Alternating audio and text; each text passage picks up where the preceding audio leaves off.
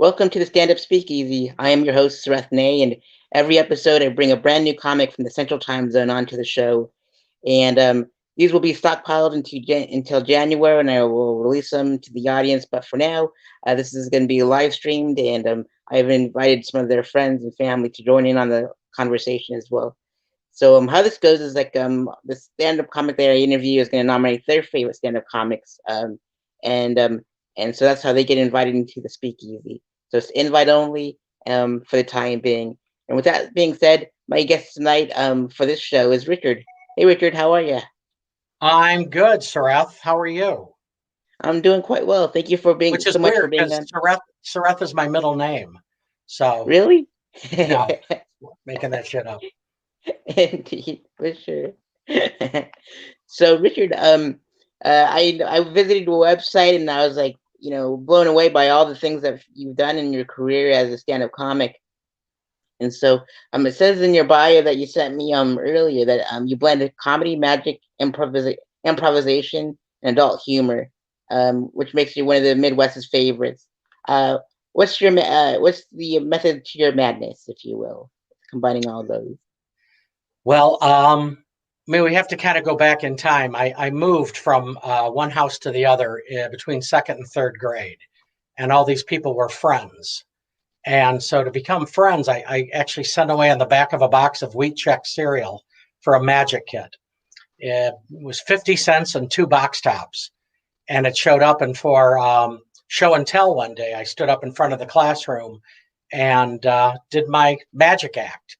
And at the end, all these kids came up and we became friends. So I found out that doing show business was a good way to make new friends. So about sixth grade, I started getting paid. I think I got $15 for my first show and performed magic all through high school and started doing stand-up comedy when I was about 17 at the Comedy Castle in Detroit. The MC was Tim Allen, and it's about I even hate to say it, about 1976. And went to college and got my degree in theater and was teaching theater after I got out of college and found out about an audition for the Second City and went to Chicago. And there was 1,000 people auditioning. And after 2 weeks of auditions, they hired two of us. So stayed at Second City through the 90s. And after that, I started hosting big corporate events for Fortune 500 companies and had always done stand-up here and there. But over about the last 3 years, I've started doing it again just for fun and have been having a blast with it. How's that? How's that for a quick it's all been almost 50 years. I'm 61 now, and I think I went on stage my first time about 48 years ago. Wow, that's incredible. Yeah, That's long pretty story awesome. short. Indeed. And you were also an original member of IO Chicago and their house team, Grime and Punishment. What were those days like? So when I first came to Chicago, I took a class with Del Close, who's probably the preeminent improv teacher of all time. And after about 4 weeks, they put me on a team. And it was with Mick Napier, who eventually became is the brains behind the Annoyance Theater. And Mick and I moved our way up and became the house team eventually. Barron's Barracudas was the house team then, with some great, great comics. That we became the house team with Tim Meadows, who was on Saturday Night Live for about 10 years. The Ladies Man, he was on our team, and Dave Rosowski, who's one of the great improv teachers working today. And through all that, that's how Second City saw me and how I got that audition. Yeah, it was great times. None of us knew what we were doing back then. So I remember Chris Farley, the first day he ever got on stage in Chicago, and Del turned to me and he says, geez, I haven't seen that kind of energy on stage since John Belushi. And it was pretty prophetic because his rise and John's were about the exact same thing. So it was a lot of fun. We performed. It's one of the problems today in comedy and improv is there's just not enough places to perform. And we would perform 6 nights a week, sometimes doing 2 or 3 heralds a night. Some people are doing an open mic once a week, and you just can't get any better by doing it not very often. And we were on stage I would say we did 12, 13 shows. And when I was doing stand up back in the 80s, there was a million comedy clubs. In Detroit alone, I think there were 50 different places between one nighters and weekend gigs where you could perform. So we were literally on stage at least once a night, if not twice a night, working on our craft. So it's really stage time, not open mic stage time, because you're really doing it for other comedians.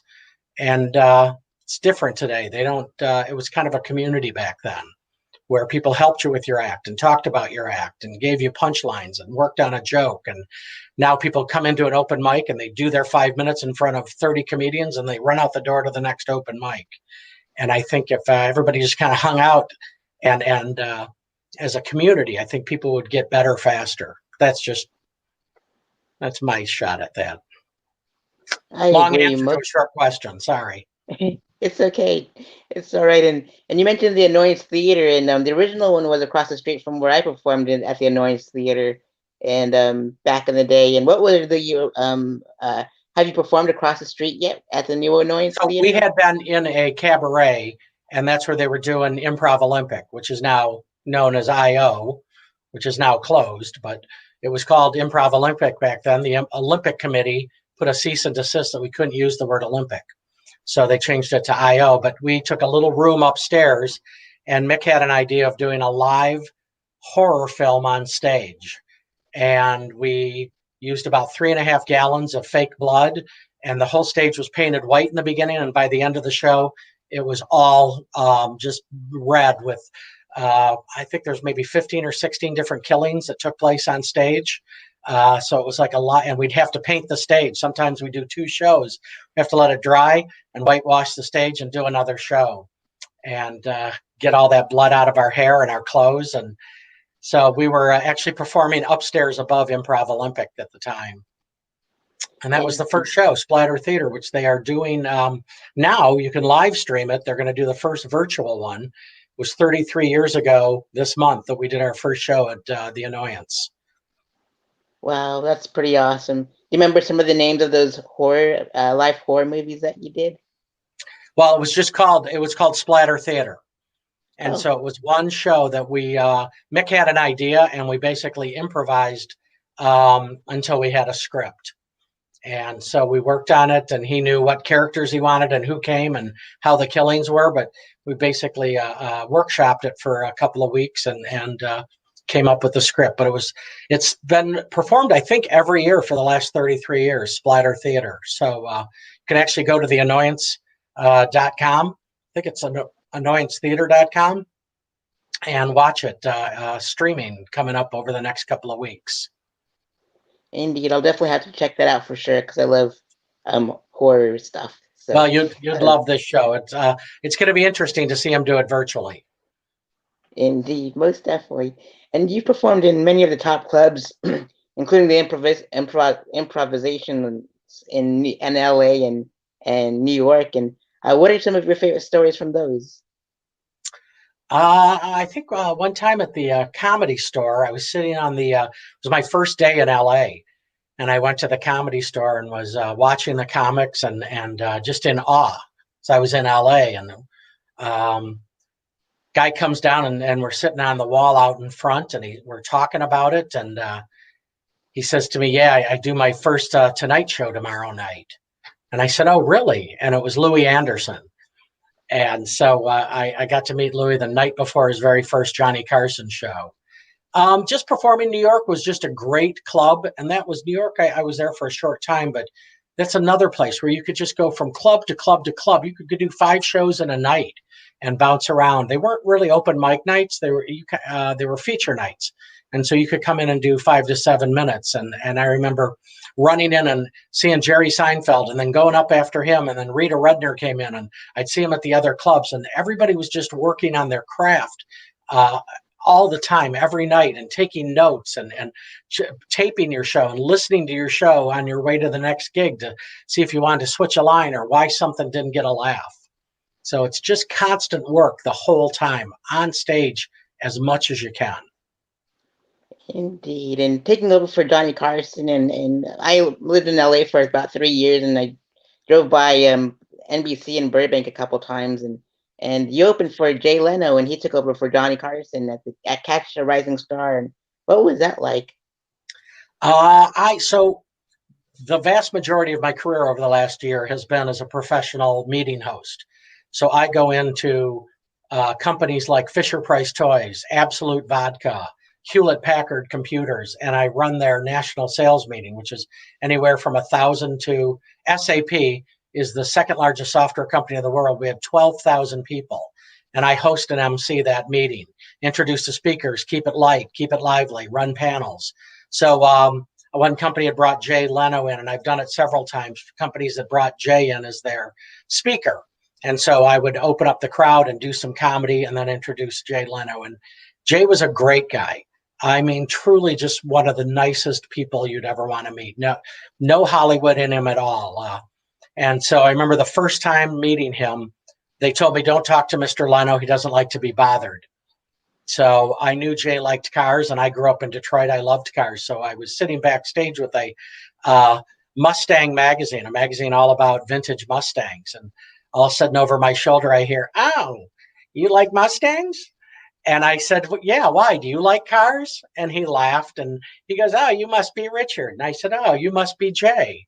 And we hit it off right away. And none of that was true. He did not want to be left alone. He loved talking to comics and talking to people backstage. That was other people telling me he didn't want that. And I've run into that many times in my career with different people, not people saying to leave them alone. And the last thing they want is to be left alone. They want to be treated just like anybody else. Yep, Jay's a great guy.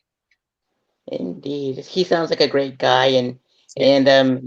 and you as well. And you, I saw your video on Vimeo of all the companies that you've worked with, and that's incredible. Like over 200 or so, Yeah, and that's incredible for sure. thanks. Indeed, you're welcome. Indeed. And most def. And so you've also worked with a lot of musicians. You opened for Harry Connick Jr., Nickelback, The Temptations, Peter Cetera, Chicago, Hank Williams III, and many more. What are some of your favorite stories from all those, being the opening act for all those band musicians? Nickelback and Hank Williams III. I mean, all those guys were. I did a lot of that through Absolute Vodka. They would have concerts, and they'd hire me to introduce the bands and warm up the crowd. I remember a very similar story as Jay, as Harry Connick Jr. They told me not to speak to Mr. Connick Jr. And I got on the elevator in the House of Blues to go up to my dressing room, and he walked into the elevator, and it was just the two of us, and we're going up, and he asked me a question, and I just nodded, and he asked me another question. I shook my head no, didn't say anything, and he goes, are you okay? And I said, well, to tell you the truth, they told me not to talk to you. And he was so agitated at that and mad that he pushed the button. We went back downstairs, and he gave him the riot act. I never tell anybody that. I love talking to comics, and I love talking to people and other musicians. Don't ever tell anybody I can't talk to him again. So he's a really good guy. Everybody I've met in show business, there's very few people that I haven't gotten along with. I would probably say the only one was William Shatner, who I had to interview on stage for an hour one time. And Captain Kirk was probably my least favorite person I've ever worked with. Wow. And you definitely lived long and prospered for sure. So Indeed. indeed. And brings me back to the horror when Michael Myers' mask is in the shape of William Shatner's face in the Halloween movies. So Yeah, absolutely. indeed. Mike Myers, we worked together at Improv Olympic, and he was incredible from the day he showed up. I remember turning to my girlfriend at the time, who's now been my wife for 28 years. I said, this guy's going to be huge. And she says, how do you know that? And I said, it's just something about him. He's got whatever it is, he's got it. And very funny, very smart, a really nice guy as well. As a matter of fact, wanted to go on a double date with a girl, and she says, do you have a friend? And I said, well, I have this guy that just moved here from Canada. Maybe he should like to come along. So I asked Mike, and we went out with these two women, and he ended up marrying the girl I set him up with a blind date with. So Wow. pretty wild. Indeed, party on, Wayne, for sure. Indeed. And and congratulations on 28 years of marriage. That's amazing. And Thanks. what's up? I've never been to Winnetka, Illinois. What's that like? Well, I know that you've seen Winnetka, Illinois, even though you don't think you have. The house from Home Alone is around the corner. So they shot the movie Home Alone in Winnetka. Ferris Bueller's Day Off, The Breakfast Club, 16 Candles, all the John Hughes movies, or not all of them, but all the ones that you probably remember were shot here in Winnetka and the surrounding area. But about 2 blocks away is the Home Alone house. Wow, that's one cool place to live for sure. I would Yeah. be cheesed just to like drive around and see all those cool houses from all They those say it's the movies. second most photographed place in Illinois is the Home Alone house. Wow, that's incredible.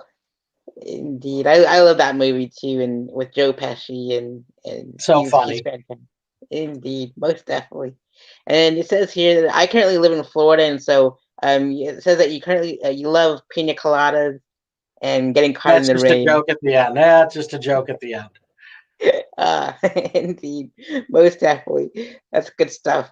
So let's see here. You mentioned earlier that you moderated hundreds of corporate and association meetings around the globe and across many segments, including technology, healthcare, automotive, financial. And what are some of your favorite places to visit around the world? Well, I was supposed to be in Germany last week to do an event, and that got obviously canceled. I would say I love Denmark. I think Copenhagen's great. I do love all of Germany. The people are wonderful, and I like that German food. But probably I've been to Dubai, which I hope I don't ever have to go back there. Did not really dig Dubai. Probably say Spain is my favorite place I've been. Barcelona is just an incredible city, very hip and modern, as well as really old. There's great old parts to it, and really neat, almost like alleyways. In Chicago, you would never walk down there; you would be scared. But here, it was all stores and where people live. These tall, 4 or 5 stories in these tiny little alleyways, and just stores and restaurants and people and clothes hanging, and it's just wonderful and inexpensive food, and people don't go out to dinner till 10 o'clock at night or 10:30. Uh, and I don't think they get up in the morning to go to work early either. So really, and the water's right there. Just that's a really cool place. And I like Denmark a lot. I think it's really incredible. It's the most diverse city in the world, Copenhagen. More nationalities there than any other city in the world. So I like that. Indeed, and in the U.S., you've mentioned in your bio on your website, it's you performed in Maine and to San Diego too, and Richard's website is on the bottom there, so scroll and visit there, and it's also in the description box below too. So. And Richard, I've noticed some pictures behind you. What are those photos of those folks, fine folks Just behind some, you? I have a lot of them, and I try to get a picture from people I've worked with or that I've met through the years, and ever since I was a little kid. And so, doing magic as a little kid, I was kind of this fun little 13 or 14-year-old who had a sense of humor and could do magic. There's Steve Allen's right there, Don Rickles, Jerry Lewis. Geez, who else? I can't even see him from behind me like that. Oh, George Burns, and the bottom center, one of the all-time greats, is Bob Newhart. So just finally decided to put him up one day. And here's a one that a friend of mine actually sent me. He met Ron Jeremy. I don't know if you can see this. Let's see. So Ah, Ron Jeremy, it says to Richard, girls screw to get rich. Ron Jeremy. Do you know who Ron Jeremy is? yep. Yeah. I met him at twice actually, at a gentleman's club in Colorado Springs, and he was doing stand up there. And then I met him at the Rainbow Bar and Grill in West Hollywood, California, and he was just walking around, and I was in my cape and my mask and everything. It was a pretty wild night for sure. So that was fun. Indeed, and I noticed there's some trophies back there. What are those trophies? What are those Um, awards? got a couple Emmys for some industrial films I've done and some other writing I've done, and that's just for me. Don't worry. I Indeed, hate to brag about stuff. congratulations. Yeah, Indeed, and congratulations on those awards. That's pretty neat. thank you. You're welcome, Richard. And so, Richard, for this next segment, these are questions I ask comedians that I have interviewed through the years, and so I wanted to ask you them. And I was hoping to ask you on tour while I was going on tour, but COVID struck, and I couldn't go on tour in your area. So, with that being said, what inspired you to perform stand-up comedy? I think what we talked about right at the very beginning of the interview.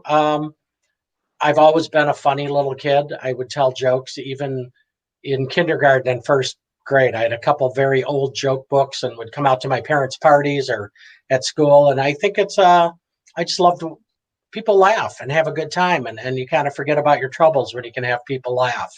So it's just kind of who I've always been. And I don't know if I had any other path my whole life as to get people laughing and have a good time and then get paid for it. There's a perk to that. So Indeed. And let's see here. What was it feeling like when you first performed stand-up? what was what? What was it feeling like when you first performed stand-up?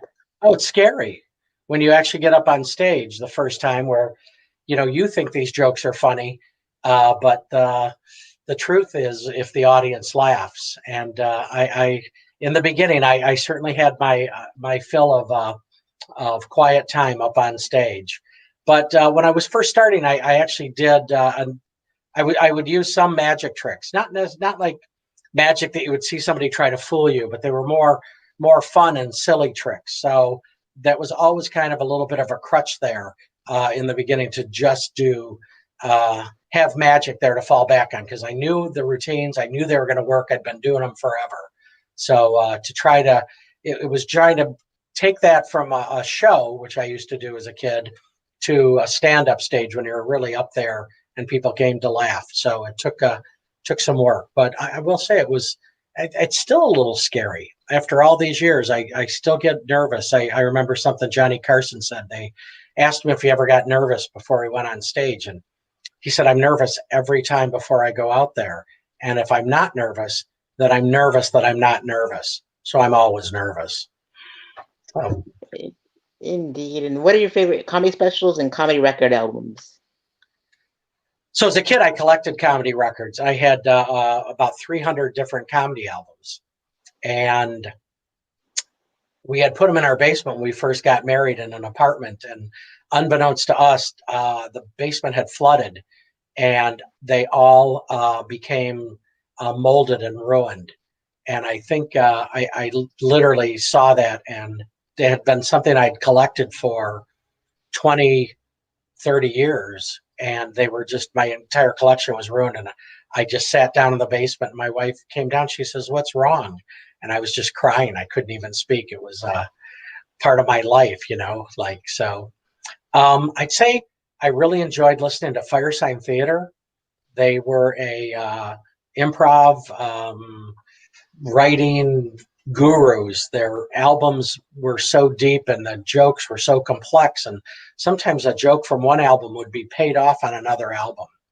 That was great. I used to like Bill Cosby and pre modern day Bill Cosby was one of the great comics. And Richard Pryor loved, Pryor's the greatest stand up of all time, in my opinion, and many others. He really, his honesty up on stage and just opening himself up is incredible. George Carlin, loved George in the beginning too, and lots of Groucho Marx always been one of my favorite, and I actually had a lot of Groucho Marx albums of interviews and comedy bits. So I would say those my favorite.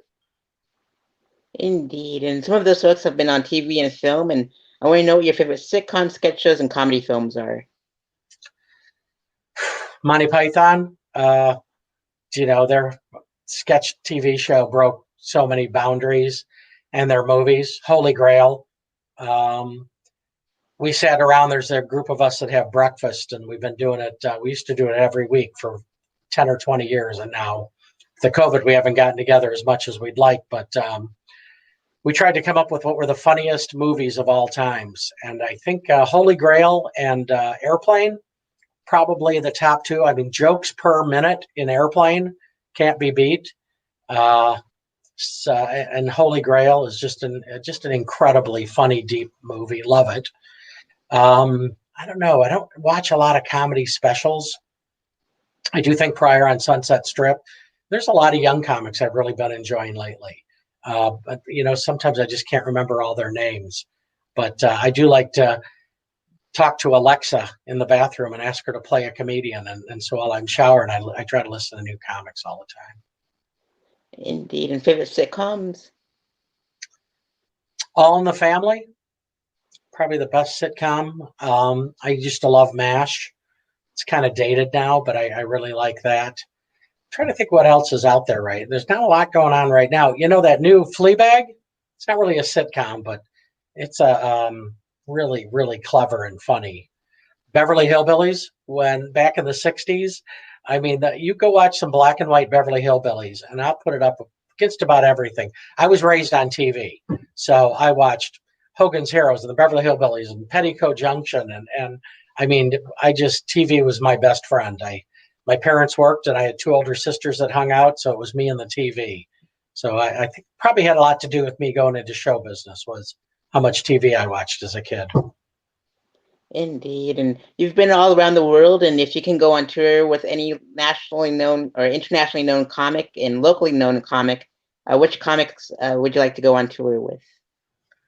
Oh, geez. Locally in Chicago, probably Rocky Laporte. I don't know if you know who he is, but he's just great. Was one of the finalists in Last Comic Standing, I think, or one of those comedy shows. I think I'd go. Rocky's great. Internationally, who would I tour with? Geez. I like Bill Burr a lot. Pretty funny guy out there. Louis C.K. I think Louis is still great. And Todd Barry. It's a funny guy. Any of those guys, Sareth Ney, maybe tour with Sareth around the country a little bit. Maybe pick up some chicks, have a good time. Indeed, that'd be fun for sure. And let's see here. If you can get roasted by 5 comedians, top 5 dead or alive, which ones would you like to get roasted by? Get roasted by? Yep. I would probably. I mean, you could watch any of the old roasts that they did with Dean Martin, but geez, who would roast me? I don't know. I think you could get any of those guys, those Comedy Central roasts. They're all so funny. Greg Giraldo would be incredible to have. Who's the roastmaster general? Can't think of his name. Jeffrey Ross. Jeff Ross would be just so fun to get roasted by him. And God, I'm so bad at new names. I can bring back names from the 60s, 70s, and 80s. It's a big, tall, blonde kid who's really funny, very inappropriate. He just is pushing the edge out there. I can't think what his name is, but I do think he's pretty funny. I'm thinking Anthony Jeselnik, probably, or I should be asking you these questions.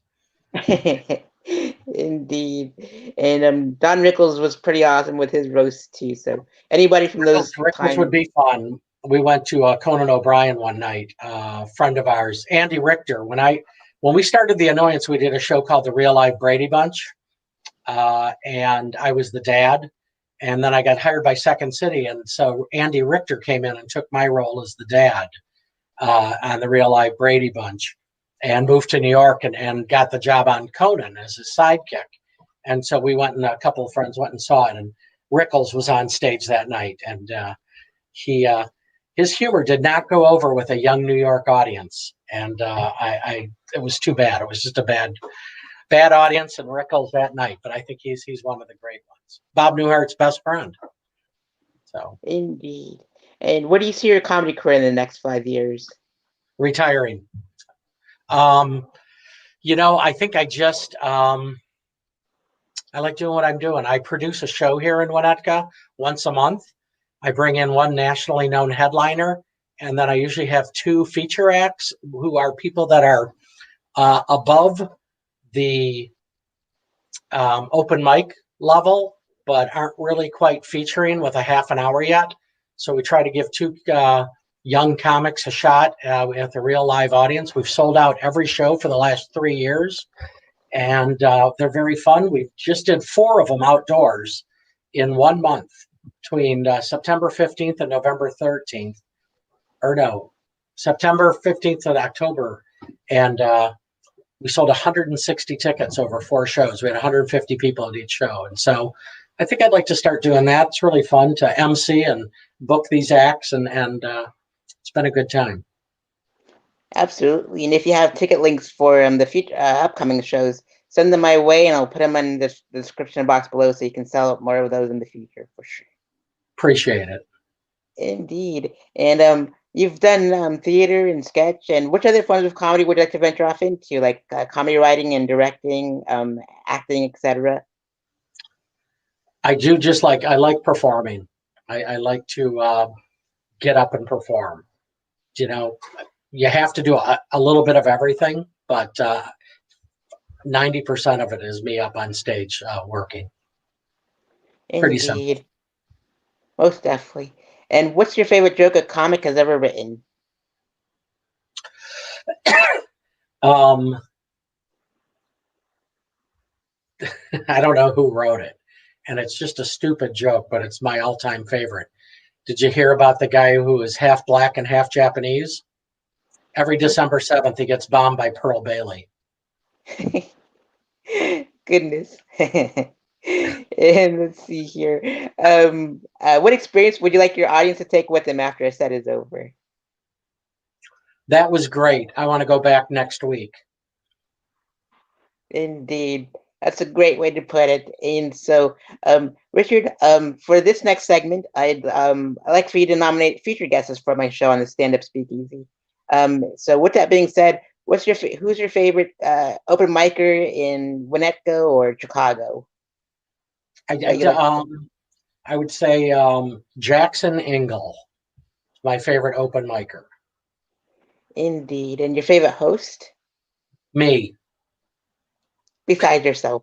I just don't do the clubs very much. I wish I don't have one, because I couldn't really tell you who the hosts are out there. I don't work the clubs anymore. There's just it's not enough money.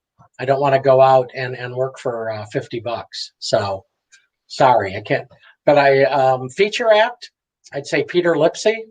He's the king of the one-liner. Peter's incredible. Indeed. And favorite headliner besides yourself? Rocky Laporte. Love Rocky. Indeed. And favorite showrunner besides yourself? Mike Maddox. Indeed. And I don't blame you for not going out to those comedy clubs, because I think they should increase their pay, and get with the times. I agree. Indeed. And I talked with the Comedy Store special documentary. I haven't, but I should definitely watch that for sure. Oh, for sure. It's everybody watching this should watch. Go. I think they're on episode 3 of 5, and it's just wonderful. The history of comedy, a history of the Comedy Store. It's really, really interesting for anybody that loves comedy. Indeed. I've driven past there so many times when I lived out there, and I never got to enter it. So hopefully when I go on vacation, I'll enter the Comedy Store. Have to. But I've been to the Laugh Factory, though, for sure. But I'll definitely stop by the Comedy Store. Good. Indeed. Most definitely, Richard. And we're also raising funds for the Salvation Army on behalf of Richard as well with the interview. So donate whatever you can during these times, and visit Richard's website, and make sure you book him on all your future gigs after the pandemic's over. That'd be fantastic, before he retires in 5 years. That's right. And indeed. And Richard, are there any final words you'd like to share with the audience before we part ways on the Speakeasy? Sareth, I want to say, out of all the interviews I've ever done, this one has been the most recent, and I mean that from the bottom of my heart. Ah, They need to give you more press because you've lived an amazing life as a stand-up comic, and I strive to be like you. And stick around for the next 40 years or so. That'd be awesome. Perfect. Perfect. I wish you all the success in the world. Awesome. Thank you so much, Richard. I wish the same for you. And Richard, I'll send you all this. I'll piece it together on my publication, and I'll send it your way. And thank you so much for taking time out to do to be on the stand-up speakeasy. It means a lot to me. Been great. Be well, Sareth. Awesome. You too, Richard. Be well. Take care. See you, pal. Bye. Later.